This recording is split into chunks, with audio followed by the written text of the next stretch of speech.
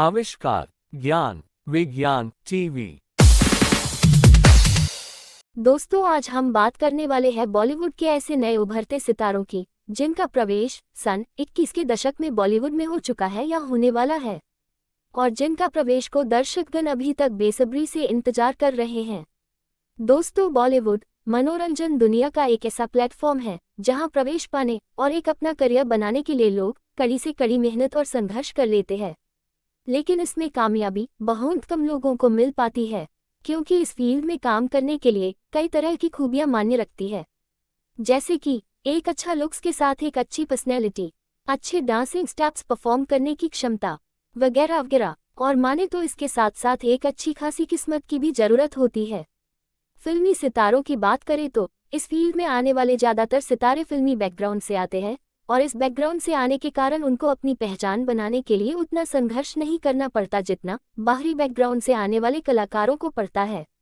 बाहरी बैकग्राउंड से आने वाले कलाकारों को इसके चलते काफ़ी संघर्ष करना पड़ता है इस फिल्म में आने और अपनी एक खास पहचान बनाने के लिए हर दिक्कतों का सामना करना पड़ता है। तो चलिए दोस्तों, देखते हैं 21वें दशक में प्रवेश करने वाले वो कौन से सितारे हैं जो बॉलीवुड की दुनिया में एक नई उड़ान भरने के लिए अपना पंख फड़फड़ा रहे हैं। आर्यन की बात करें तो वह एक जाने माने कलाकार यानी बॉलीवुड के किंग शाहरुख और गौरी खान का बेटा है। फिलहाल इनकी उम्र की बात करें तो इनकी उम्र 27 ईयर्स के करीब है। बॉलीवुड की दुनिया में इनको एक उभरते सितारे के रूप में देखा जा रहा है। इनकी पढ़ाई की बात करें तो दक्षिणी कैलिफोर्निया विश्वविद्यालय से स्नातक डिग्री पूरा करके सन 2022 में उनके व्यापारिक साझेदार बंटी सिंह और लेटी ब्लागोएवा ने स्लैब वेंचर्स कंपनी शुरू की है, जिसके तहत उन्होंने दी यावोल नामक एक लग्जरी सामूहिक ब्रांड शुरू किया है। उन्होंने ब्रूइंग कंपनी अनहेसर बुश इनबेव के साथ मिलकर वोडका का एक प्रीमियम शराब ब्रांड लॉन्च किया है, जिसका नाम डी यावोल वोडका रखा गया है। उन्होंने अगले वर्ष एक मिश्रित malt scotch D'Yavol Inception launch किया। इसके अलावा 2023 में खान ने डी यावोल एक्स नाम से एक लग्जरी परिधान ब्रांड लॉन्च किया है। उन्होंने ब्रांड के लिए एक विज्ञापन वीडियो का निर्देशन भी किया है।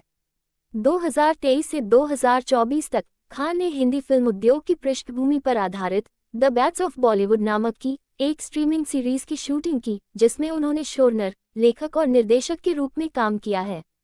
ऐसा माना जाता है रेड चिलीज एंटरटेनमेंट के तहत उनके पिता और मां द्वारा निर्मित ये 2025 में नेटफ्लिक्स पर रिलीज होगी।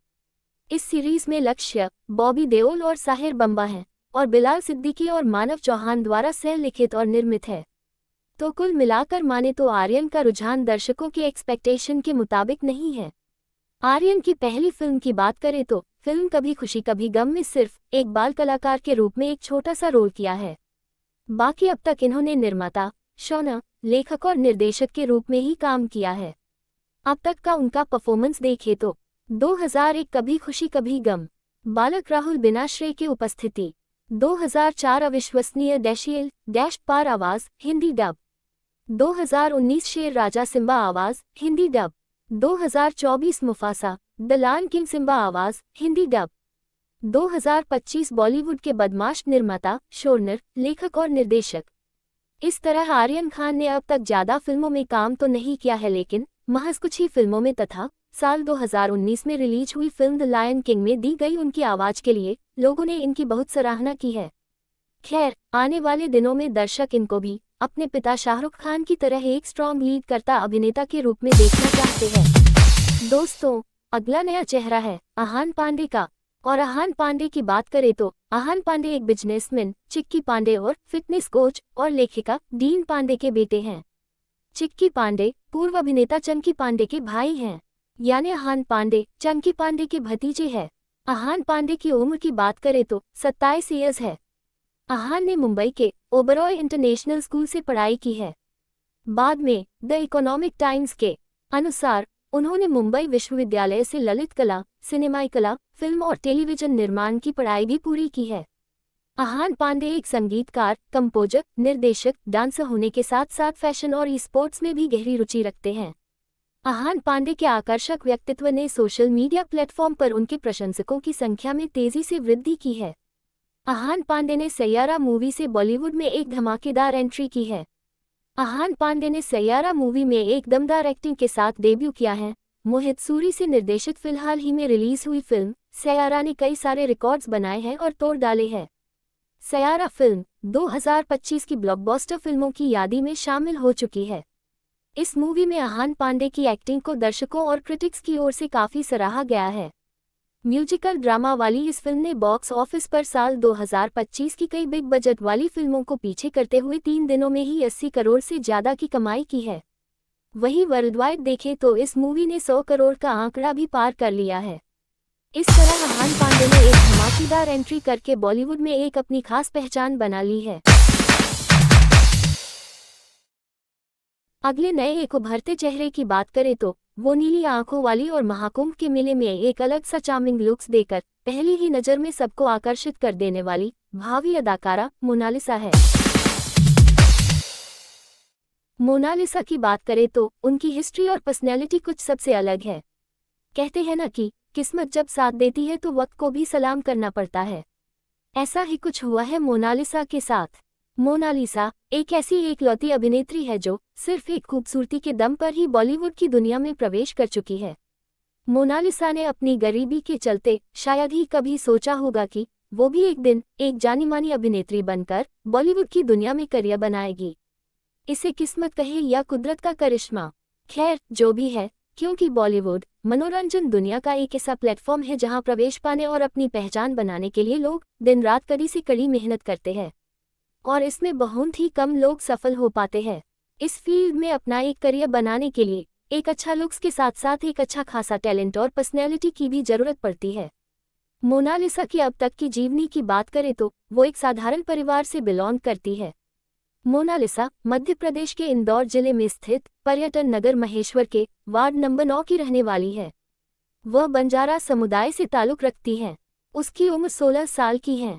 उसने महाकुंभ के मेले में मालाएं बेचते बेचते उनका ये एक नीली आंखों वाला चार्मिंग लुक्स से लोगों का दिल जीत लिया है और उनके इस चार्मिंग लुक्स ने ही उनको बॉलीवुड के चौखट तक पहुंचा दिया है। मोनालिसा का असली नाम मोनालिसा भोसले है। कुछ लोगों का मानना है कि वह पारधी समुदाय से बिलोंग करती है, जो एक घुमंतू जनजाति होती है। ये समुदाय भारत में बैल पर सवारी करने के लिए जाना जाता है और बताया जाता है कि मोनालिसा के जाति के लोग देश भर में कंठी और माला बेचकर अपना जीवन गुजारा चलाते हैं। हालांकि मोनालिसा ने खुद ने ही बताया है कि वह एक बंजारा जनजाति से ताल्लुक रखती है। बात करें मोनालिसा के करियर की तो महाकुंभ में माला बेचते हुए वायरल हुई मोनालिसा को film the diary of Manipur में एक मुख्य भूमिका के रूप में लिया गया है। इस फिल्म में निर्देशक सनोज मिश्रा ने मोनालिसा को इस अपनी फिल्म में कास्ट किया है। फिल्म में मोनालिसा एक आर्मी ऑफिसर की बेटी का किरदार निभा रही है। मोनालिसा को इस फिल्म के लिए 21 लाख रुपए की रकम एक फीस के तौर पर ऑफर दी गई है, जिसमें 1 लाख रुपए एडवांस के तौर पर दिए गए हैं और इसके अलावा वह एक मशहूर ज्वेलरी ब्रांड की ब्रांड एम्बेसडर भी बनी हुई हैं, जिसके लिए इन्हें 15 लाख रुपए का भी ऑफर दिया गया है। ऐसा माना जाता है कि इनकी पहली film the diary of Manipur की शूटिंग फरवरी 2025 में शुरू हो चुकी है। Film the diary of Manipur की शूटिंग लोकेशन की बात करें तो इटावा में शुरू किया गया है। इस तरह मोनालिसा ने बिना किसी फिल्मी बैकग्राउंड के चलते सिर्फ एक खूबसूरती के दम पर ही बॉलीवुड की विशालतर दुनिया में पैर पसारा है। अब अगले नए दूसरे चेहरों की बात करें तो अभिनेता संजय कपूर और मोहित कपूर की बेटी शनाया कपूर भी बॉलीवुड में एक दमदार एंट्री कर चुकी है। ऐसा माना जाता है कि शनाया शशांक खेतान के द्वारा निर्देशित फिल्म बेधड़क से डेब्यू करने जा रही है। उनके एक अच्छे लुक और एक प्रभावशाली अभिनय ने पहले से ही लोगों का ध्यान आकर्षित कर रखा है। उसके बाद और एक नए चेहरे की बात करें तो वो है बॉलीवुड सुपरस्टार अजय देवगन के भतीजे अमन देवगन। अमन देवगन की बात करें तो वो एक नए उभरते चेहरे के रूप में और आजाद जैसी फिल्म से डेब्यू करके बॉलीवुड की दुनिया में प्रवेश कर चुके हैं। उनके पास एक अच्छा लुक के साथ साथ एक अच्छी पर्सनैलिटी और फिल्मी बैकग्राउंड भी है। अगला एक नया चेहरा है सैफ अली खान और अमृता सिंह के बेटे इब्राहिम अली खान। इब्राहिम अली खान भी एक अच्छे लुक और प्रतिभा के चलते जल्द ही बॉलीवुड में प्रवेश कर चुके हैं। उन्होंने सरजमीन जैसी फिल्म में डेब्यू करके बॉलीवुड में एक शानदार एंट्री कर ली है, क्योंकि उनके पास भी एक अच्छा खासा फिल्मी बैकग्राउंड और अपने आप में एक प्रतिभाशाली व्यक्तित्व है। अगले और एक नए उभरते चेहरे की बात करें तो राशा थदानी एक नई अभिनेत्री है जिन्होंने फिल्म आजाद से बॉलीवुड में डेब्यू किया है। वह रवीना टंडन की बेटी हैं। आजाद फिल्म में वह अजय देवगन के भतीजे अमन देवगन के साथ अभिनय कर रही हैं। राशा ने फिल्म आजाद के गाने ओए अम्मा से काफी लोकप्रियता हासिल की है। दोस्तों, अब बात करते हैं एक ऐसा जाना माना उभरता चेहरा जिनको दर्शकों ने पहले से ही एक दमदार अदाकारा के रूप में अपने दिलो दिमाग पर बिठाए रखा है, एक उगते सितारे की तरह। और बॉलीवुड भी जिसकी एंट्री का बेसब्री से इंतजार कर रहा है, वो और कोई नहीं बल्कि बॉलीवुड सुपरस्टार अभिषेक बच्चन और ऐश्वर्या राय की बेटी आराध्या। आराध्या बच्चन का जन्म 16 नवंबर 2011 को हुआ था, यानी अब तक इनकी उम्र 13 साल के करीब है और वो धीरूभाई इंटरनेशनल स्कूल में अभ्यास कर रही है। फिलहाल देखा जाए तो इनकी उम्र करियर बनाने की नहीं बल्कि अभी पढ़ाई करने की है, इसलिए फैंस को अभी वेट करना पड़ेगा इनको एक दमदार एक्ट्रेस के रूप में देखने के लिए। इनका लुक्स देखें तो अपनी मां ऐश्वर्या राय से काफी मिलता जुलता है। कुछ फैंस का मानना है कि ये बिल्कुल ऐश्वर्या राय की एक कार्बन कॉपी है। आराध्या बिग बी, अमिताभ बच्चन और जया बच्चन की पोती होने के नाते एक बड़े फिल्मी परिवार से ताल्लुक रखती है और इसके चलते इनसे ये उम्मीदें रखी जा सकती है कि आने वाले सालों में वो भी बॉलीवुड में एक अच्छी अदाकारा के रूप में अपना फिल्मी करियर बना सकती है।